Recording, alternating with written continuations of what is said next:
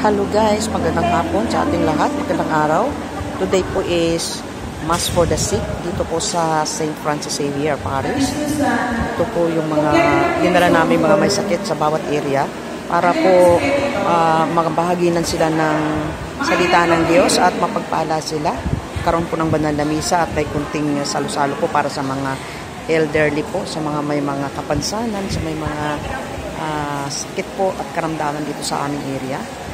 Bawat area leader po ay nagdala ng mga dadalhin dito na mga babasbasan, makapagkumpisal, at ito po ready na ang lahat para sa pasimula. At habang nag-iintay po kami ay nagkakaroon ng confession doon sa may parting sulok na iyon. Andun po ang aming banal na aming hari. Kaya po mapalad kami. Kami po mapalad sa hapong ito. Yan po sa ating Dina. Hello. God bless po sa ating lahat. Thank you for watching guys. Follow for more.